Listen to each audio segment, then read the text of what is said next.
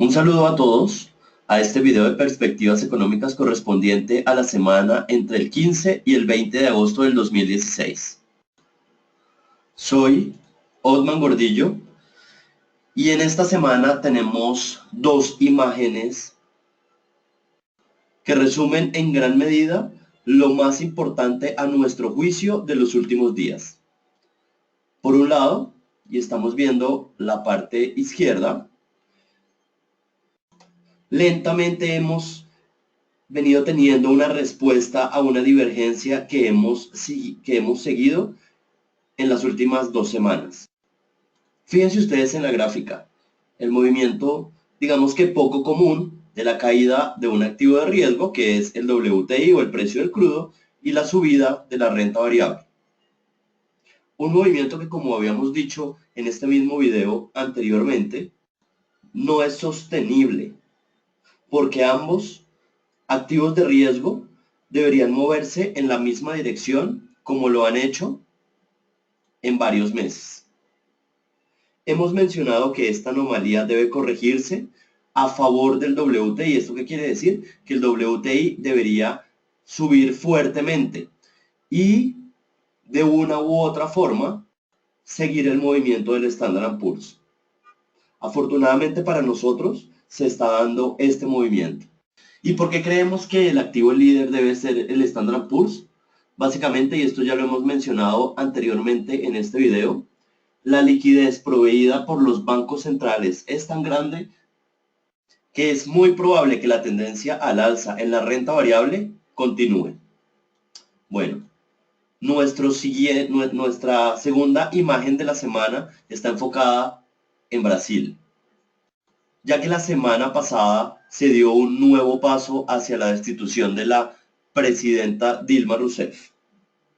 Vale la pena aclarar que en estos momentos la presidenta está suspendida de su cargo, pero parece, según las votaciones que se dieron a conocer la última semana, que esta destitución sería definitiva. Digamos que vamos a tratar estos dos temas de una forma bien, digamos, detallada en este video. Como es usual, vamos a usar un mapa para plantear la agenda de esta charla. Y en esta ocasión vamos a tratar 3 temas que nos parecen de la mayor importancia. Inicialmente vamos a ver el tema Brasil. Como lo mencionábamos anteriormente, vamos a determinar qué ha pasado últimamente con el juicio en contra de la presidenta y cuál será el efecto de este juicio y de los resultados que se puedan tener en el mercado, no solo de ese país, de Brasil, sino en la región. Posteriormente, vamos a ver un movimiento que también lo mencionábamos en la primera diapositiva y está enfocado en el tema del petróleo. Nuevamente, y para recordar, mencionaremos la divergencia de la que hablamos hace un rato, la divergencia entre Standard & Poor's y WTI, además de la actualización de la producción de julio para la OPEP. Finalmente, vamos a mirar el tema local, el tema Colombia, con las minutas del Banco de la República que se publicaron el viernes pasado. La gran pregunta acá es determinar si se va a dar un ajuste de tasas en la próxima reunión. Bueno, como ustedes pueden darse cuenta, los temas todos son muy interesantes, muy variados y de la mayor importancia en la coyuntura actual. Entonces, vamos con nuestro primer tema, que es el tema Brasil. Entonces, en la pantalla se ve algo así como un flujo de lo que ha sido el proceso en contra de la presidenta. Básicamente ya se superó el tema de la votación en la Cámara, ya se superó la votación por parte de una comisión en el Senado, en donde se aceptaba la viabilidad del juzgamiento en el Senado en pleno a la presidenta. De esta comisión vale la pena mencionar que se pasa el proceso al Senado en pleno y el primer paso del análisis del Senado en pleno es de lo que estamos hablando precisamente. Y es que la semana pasada se dio la primera votación en el Senado en el que Este ente en pleno decidió recibir la investigación en contra de la presidenta Dilma Rousseff. Básicamente, de los 81 senadores, 59 votaron favorablemente a que se reciba esta investigación. En últimas, 59 votaron en contra de la presidenta Dilma Rousseff. ¿Cuáles eran las reglas de esta votación? Que por lo menos la mitad más uno votaran favorablemente a recibir la investigación. Eso significa 41 senadores. Entonces, como quien dice, se superó de lejos las metas mínimas de aceptación. Bueno, ahora, ¿qué es lo que va a pasar de aquí en adelante? El Senado en conjunto debe analizar el proceso contra la presidenta suspendida y después se debe hacer una votación nuevamente en el Senado en donde se va a determinar si se destituye definitivamente o no a la presidenta. Entonces, para, digamos que resumir y concretar las ideas, lo que pasó la semana pasada es que el Senado recibió la votación. De aquí en adelante, pues vienen todos los discursos, la, digamos, intervención de diferentes senadores, de la misma presidenta, la defensa, en últimas, todo lo que tiene que ver con un juicio de esta, digamos, categoría. Y finalmente, se espera que a finales de agosto el Senado vote, como lo decíamos, definitivamente. ¿Cuáles son las reglas de esta votación?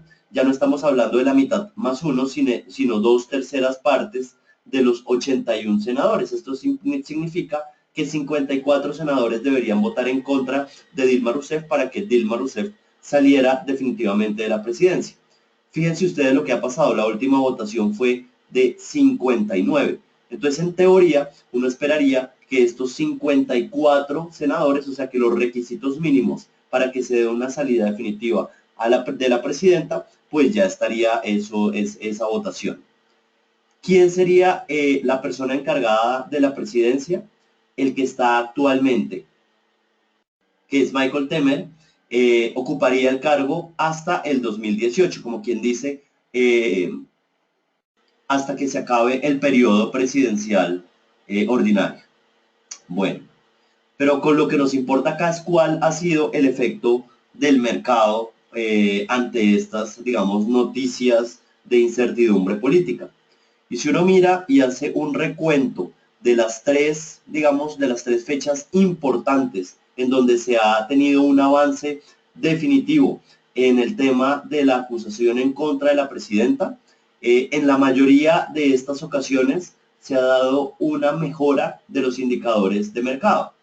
Fíjense ustedes, por ejemplo, cuando la presidenta fue suspendida, el CDS tuvo una caída bien importante, la bolsa continuó o digamos que mantuvo una tendencia al alza y el real, pues digamos que estuvo también muy pegado a todo el entorno externo, pero uno podría decir que más allá de este ruido político, digamos, específico, si hay algo que los indicadores de mercado dicen es que esta ya no es una mala noticia, o sea, la salida de Dilma Rousseff ya no sería una mala noticia para los mercados, no generaría esa incertidumbre que tanto molesta a los mercados financieros y por el contrario, pareciera que el presidente encargado pues le agrada de una u otra forma al mercado local y al mercado internacional. En últimas, y esto pasa con varios países de América Latina, gran parte de las tendencias en los activos locales está dada por las tendencias en los activos internacionales. Y acá estamos simplemente viendo que más allá de la incertidumbre política que se está generando en Brasil, lo que está moviendo más los indicadores de Brasil son los movimientos, por ejemplo, del petróleo, de la tasa de la Reserva Federal y en general todas estas macro variables que hacen que Brasil, al igual que otros países de la región, responda favorable o desfavorablemente a las noticias de los mercados internacionales. Ahora, hay algo que como un ejercicio extra que queremos presentar en digamos, en esta parte del análisis regional.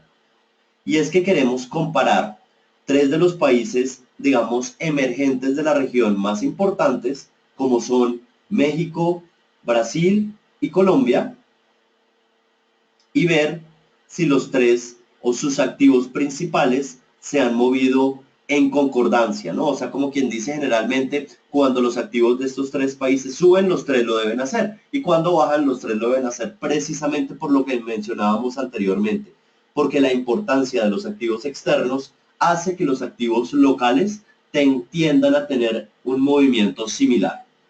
Entonces, fíjense ustedes, y esto me parece, digamos, de la mayor importancia, lo que ha pasado con las monedas. Como primera medida, un movimiento del peso mexicano fuertemente a la baja, que parece que está siendo seguido por el peso colombiano. Y acá viene lo más importante. El real también ha caído de una forma, digamos que muy fuerte.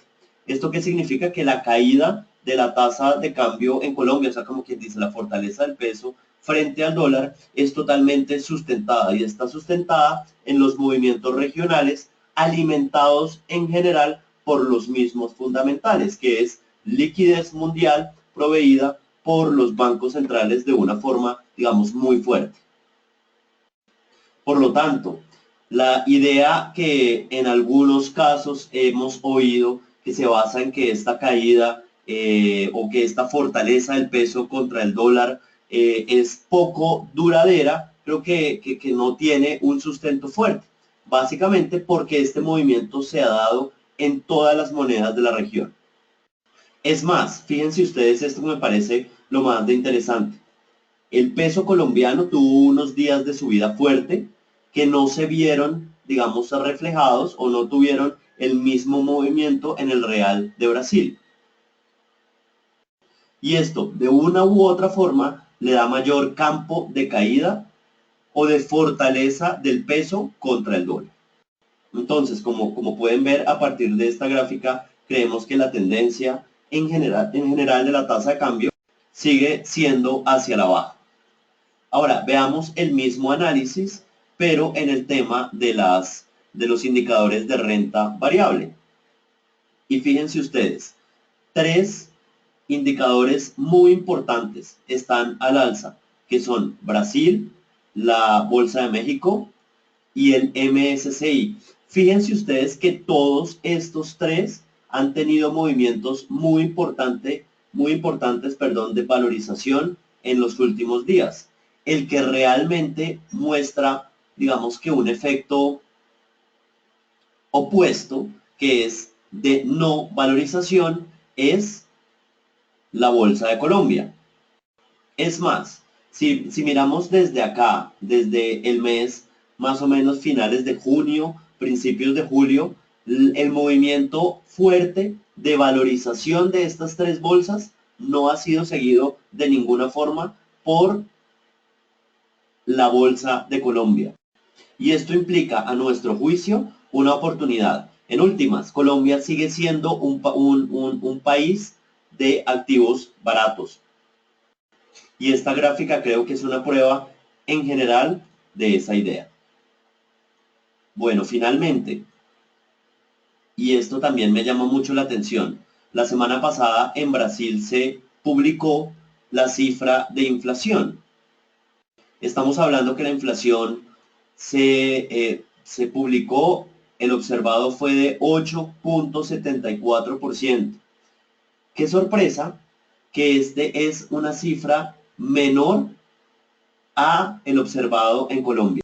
Esto obviamente es una mala noticia para nosotros, pues estamos teniendo inflaciones más altas que las de un país que, digamos, por definición está mucho más emproblemado que nosotros. Pero acá viene lo importante. Los externos, los fondos que se denominan offshore, ven esto no como una mala noticia, sino como una oportunidad. Un país con tasas de inflación que están históricamente altas, que incluso están por encima de otro país que tiene muchos más problemas políticos y con mucha, digamos, mayor inestabilidad macroeconómica. Todo esto obviamente enmarcado en la idea que este 8.90 que tenemos actualmente es una cifra que puede comenzar a caer en los próximos meses.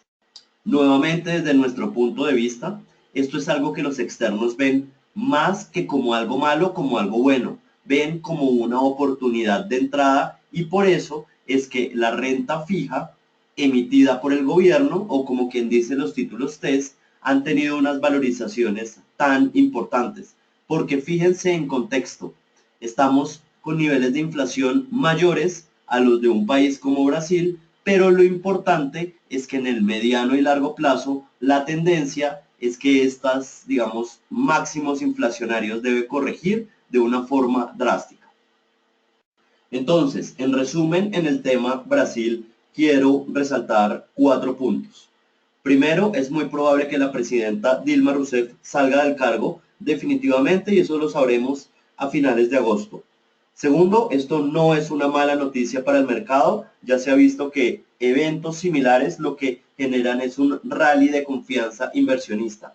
Tercer punto, Colombia está barata. Vimos 2 indicadores, tasa de cambio y renta variable, y unido al tema de la inflación nos hace pensar que Colombia termina siendo una oportunidad cuando se compara con sus pares regionales. Bueno, sigamos ahora a nuestro siguiente tema y estábamos enfocados en el tema de petróleo. Y esto es lo que estábamos hablando inicialmente en la introducción de la presentación. Fíjense ustedes, esta gráfica se ve o tiene una historia desde noviembre del 2015 y básicamente desde ese momento hasta el mes de julio del 2016, 2 indicadores clarísimos de riesgo han mostrado una correlación, digamos que muy alta. Estamos hablando del Standard & Poor's y del crudo, teniendo en cuenta que acá en esta gráfica tenemos el WTI. Entonces fíjense ustedes, caída, subida, básicamente los dos se tienden a mover en la misma dirección. ¿Qué es lo que nos llama la atención y que nos ha llamado la atención a lo largo de las últimas semanas y que lo hemos hecho, digamos que evidente y explícito en estos mismos videos y lo hemos mencionado por lo menos en 3 semanas en anteriores ocasiones? Y es que se ha dado un movimiento que a nuestro juicio no es normal. El Standard & Poor's ha tenido una tendencia al alza y el WTI una tendencia a la baja. Tenemos que tener en cuenta que la historia muestra que los dos activos están muy correlacionados y que esta divergencia básicamente no es sostenible. Ahora, la gran pregunta es, bueno, ¿y cuál es el activo que va a corregir? Si el S&P va a corregir hacia abajo o el WTI va a moverse hacia arriba. Y para eso creo que debemos mencionar una cosa que es bien importante. Y es que los bancos centrales, todos excluyendo la Reserva Federal, están en programas de recompra de activos. Y esto en última lo que genera es un aumento en la liquidez mundial que a nuestro juicio es la responsable que Standard & Poor's y en general la renta variable mundial tienda a tener una valorización que va a permanecer por lo menos durante los próximos meses. Esto en últimas implica que a nuestro juicio esta divergencia se debe solucionar a favor de una subida del WTI. Afortunadamente para nosotros este movimiento ya se empezó a dar. Creemos que esa subida debe ser mucho más profunda, que debe ir no solo por encima de los 45, sino alrededor de los 47, 48, y que eso de una u otra forma solucionaría, digamos, esta divergencia que ha sido una pregunta, digamos que recurrente en estos videos durante las últimas semanas, porque nos parece que da en la clave y en el centro de lo que uno debe tener en cuenta en estos momentos en los mercados internacionales. Bueno, ahora, siguiente tema que me gustaría mencionar dentro de lo que estamos hablando del petróleo es la última actualización de producción de este cartel que se llama la OPEP. Esto que tenemos acá es el cuadro básicamente de todo el 2016 con toda la producción. Lo que se acabó de conocer es precisamente la producción de julio y hemos hecho un análisis de cómo se ha comportado julio contra, por ejemplo, junio y el resto del año. Entonces, para hacer, digamos, mucho más fácil el análisis, vamos a enfocarnos en enero. Bueno, entonces la primera conclusión. Producción junio a julio básicamente cayó. No mucho, pero pues cayó 80.000 barriles diarios. Como quien dice, menor producción. Segunda comparación, julio contra enero. Cayó algo así como 100.000 barriles diarios. De nuevo, no mucho, pero bueno, cayó. Esos dos son buenas noticias en el tema de precios. Tercer punto, Arabia Saudita, un país muy importante. Básicamente, si uno compara lo que se produjo en enero y lo que se produjo en julio, el crecimiento son más o menos 200.000 barriles. Y esto pues obviamente implica que Arabia Saudita está en sus máximos de producción. Obviamente es una mala noticia porque en últimas lo que señala esto es que Arabia Saudita no tiene, digamos, intención de controlar su producción para tratar de soportar los precios.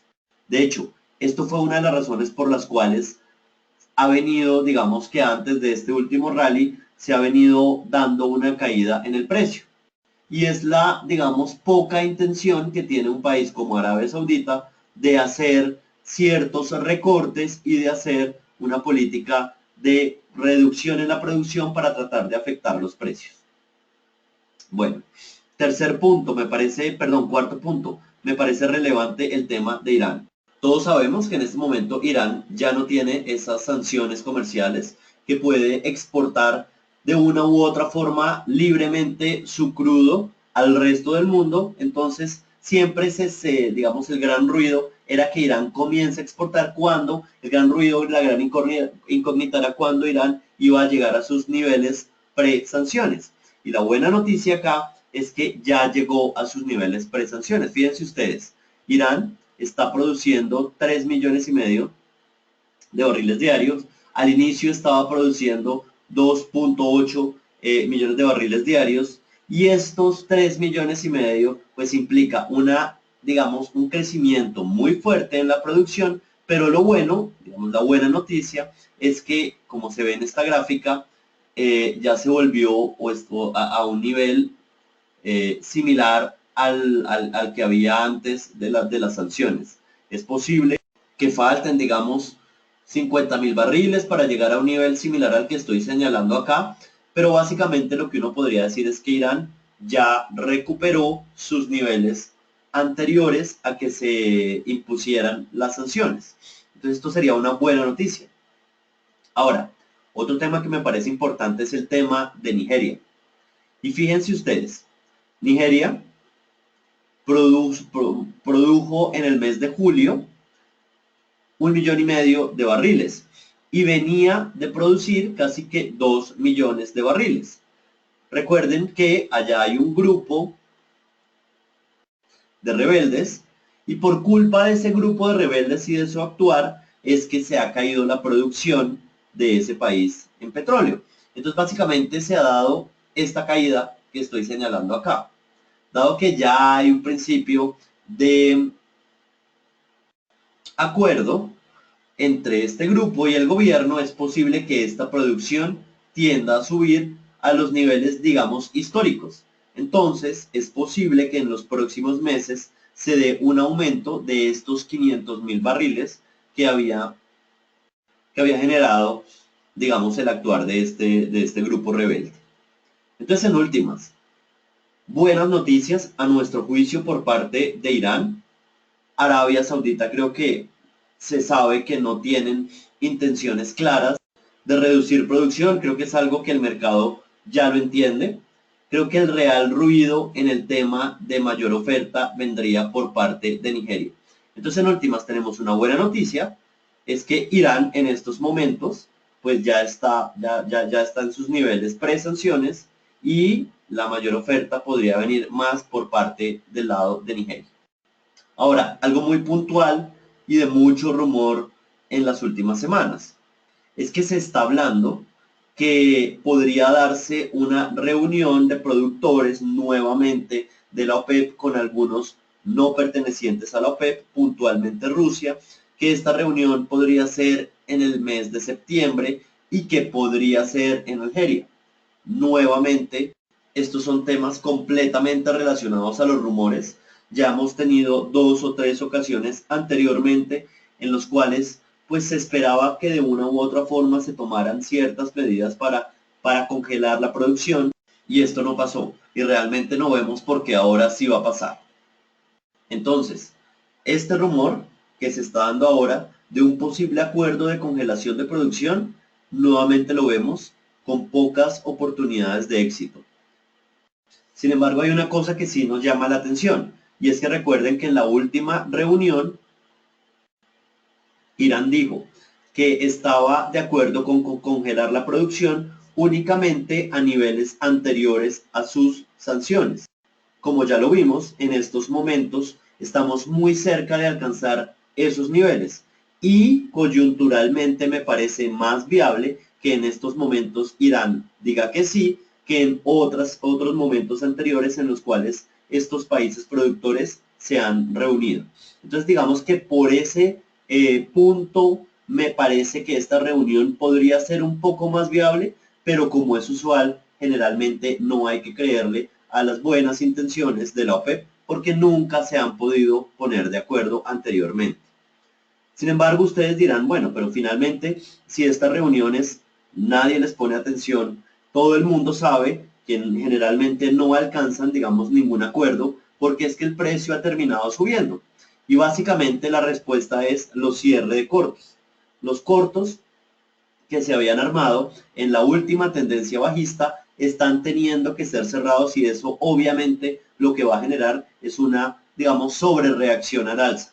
Entonces, todas estas noticias son importantes en la medida en que van a hacer que los cortos se cierren y generen precisamente esta subida tan acelerada y tan importante que puede hacer que los objetivos que mencionábamos anteriormente en términos de precio de 46.18 por un lado y por otro lado un nivel que lo tenemos acá entre 48 y 49 sean alcanzados. Lo importante es que esta tendencia que se ve acá en esta gráfica, que es una tendencia bajista, básicamente ya se cortó y estamos ahora en una tendencia al alza donde los rumores de una nueva reunión son importantes en la medida en que los cortos se comienzan a cerrar. No es por más, no es porque la gente esté esperando que esta vez sí se dé algún acuerdo especial en el tema de la producción. Sin embargo, como les decía anteriormente, el tema de Irán puede ser un poco diferente en estos momentos y eso puede generar, digamos, la pequeña diferencia que haría falta para que en esta ocasión se logre un acuerdo de congelamiento. Bueno, vamos ahora con nuestro último tema de esta charla que está enfocado en el tema Colombia y obviamente lo que queremos analizar son las minutas que se conocieron la semana pasada, puntualmente el día viernes, y en las que digamos que se refieren a la última reunión de la Junta en la cual se subieron las tasas en 25 puntos básicos. Y es que hay una cosa que me parece muy importante en estos momentos, digamos, cuando uno lee las minutas, ¿no? Y es que la mayoría de los analistas pensaban con una total obviedad, es decir, todos, el 80% de los analistas estaban seguros que iba a haber una subida de 25 puntos básicos. Nosotros éramos del 20% que no estábamos seguros y que preferimos digamos, hacer una proyección que no iba a haber este ajuste. Las razones por las cuales pensábamos eso, digamos que las explicamos en su momento, pero claramente lo que más me llamó la atención, digamos que a partir de la imprudencia del presidente Santos, fue que la votación fue muy pareja, ¿no? No refleja ese 80% de los analistas que esperaban que las tasas subieran prácticamente sin discusión. Como lo dijo el presidente, la votación fue de 4-3. 4 miembros de la Junta votaron por 25 puntos básicos al alza y 3 miembros votaron por estabilidad en términos de tasas. Entonces, mi respuesta un poco a los analistas, a ese 80%, Simplemente es que las cosas no son tan obvias, ¿no? El Banco de la República no usa como una fórmula mágica o una regla de tres, que si sube la inflación necesariamente va a subir las tasas y viceversa. Creo que es necesario ver las cosas un poco más allá, porque en últimas, y lo hemos visto en estos mismos videos, el Banco de la República también responde a ciertas consideraciones de crecimiento. Entonces lo digo, para nuestros oyentes, para las personas que nos siguen, realmente la idea que el Banco de la República va a subir las tasas en la medida en que la inflación salga al alza es una idea totalmente errónea. Nunca desde el 2007 el banco ha hecho, digamos, este movimiento. Desde el 2007 ha hecho todo lo contrario. Tiende a parar a pesar que la inflación continúa subiendo un par de meses. Y estas reglas de tres, pues generalmente no se aplican a la política monetaria. Entonces, de los 4 que votaron por una subida de tasas, básicamente hay que resaltar lo siguiente. Ellos miran mucho las expectativas de inflación y aducen esta subida a los últimos datos en el tema de precios. También ven problemas o riesgos en el tema de la volatilidad en la tasa de cambio, un poco por el ruido internacional, y determinan que no ha habido una desaceleración excesiva en la economía. Como quien dice, básicamente ahí no hay nada nuevo, es el mismo discurso que el Banco de la República ha usado cuando ajusta las tasas de referencia. Ahora, la parte interesante, los que votaron por estabilidad en las mismas tasas. Básicamente dicen que la inflación ya respondió, que de una u otra forma la inflación va a continuar en una tendencia, digamos, mucho más calmada, respondiendo a las subidas que ya el Banco de la República ha hecho en el tema de tasas. Y a diferencia de los 4 que votaron de la subida, estos 3 sí ven problemas en el tema del crecimiento, puntualmente una caída o una debilidad de demanda, digamos, mucho más pronunciada. Entonces, ver estas minutas de una u otra forma me alegra, me reconforta, porque realmente esta debilidad en el tema del crecimiento nosotros la hemos visto desde hace un par de meses de manera evidente.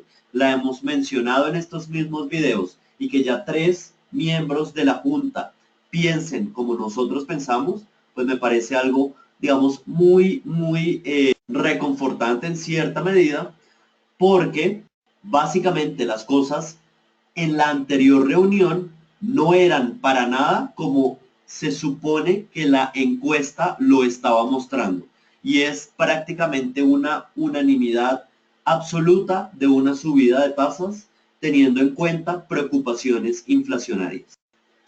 Obviamente, con esto habrá que tener en cuenta algunos puntos que ya se vienen. Básicamente, datos de crecimiento claves de indicadores líderes el 16 de agosto. Estamos hablando de ventas al por menor, producción industrial. El PIB del segundo trimestre se va a conocer el 22 de agosto y la reunión va a ser posterior a este PIB. Ustedes ya conocen nuestra, digamos, visión en el tema de tasas. Si nosotros esperábamos que en la anterior reunión no se ajustaran al alza, pues obviamente en esta que viene esperamos con mayor convencimiento que no se va a dar un ajuste adicional, a pesar que la inflación del último mes mostró alzas que vienen explicadas por un choque temporal como es el paro camionero.